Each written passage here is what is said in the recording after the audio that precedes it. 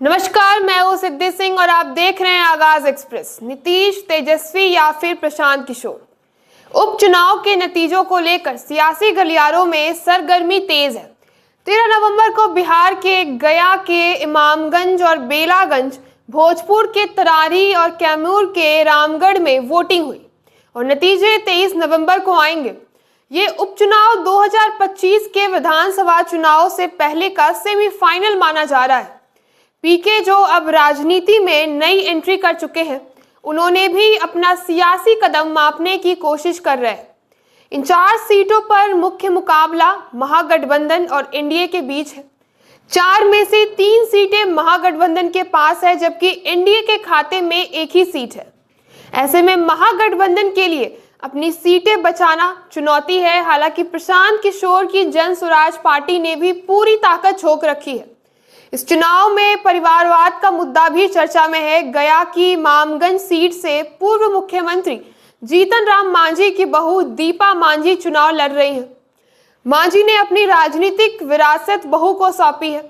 दीपा के पति संतोष सुमन बिहार सरकार के मंत्री है, जबकि ससुर जीतन राम मांझी केंद्र में मंत्री है। बेलागंज सीट पर आरजेडी का दबदबा रहा है। सुरेंद्र यादव के लोकसभा सांसद बनने के बाद उनकी जगह उनके बेटे विश्वनाथ यादव को टिकट दिया गया है। लालू यादव ने खुद प्रचार कर इस सीट को बचाने की कोशिश की है। कैमूर में रामगढ़ सीट पर आरजेडी के प्रदेश अध्यक्ष जगदानंद सिंह की साख दांव पर है। उनके छोटे बेटे के सांसद बनने के बाद यहां से बड़े बेटे अजीत सिंह को टिकट मिला है। तो वहीं भोजपुर की तरारी सीट पर बाहुबली सुनील पांडे ने अपनी बेटे विशाल प्रशांत को बीजेपी से टिकट दिलाया है। इस सीट पर 2015 में सीपीआई एमएल के सुदामा प्रसाद जीते थे। विशाल प्रशांत की जीत सुनिश्चित करने के लिए बीजेपी ने कई नेताओं को प्रचार में उतारा है। अगर वो हारते हैं तो ये सुनील पांडे के लिए बड़ा झटका हो सकता है। कुल मिलाकर इन उपचुनावों में नतीजे बिहार की राजनीति के भविष्य की तस्वीर साफ कर सकती है।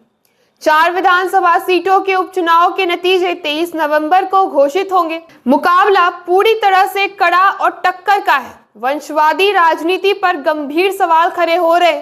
राजनीतिक जानकारों का मानना है कि इस बार परिणाम 3:1 यानी कि 3/1 के अनुपात में नहीं रहेंगे।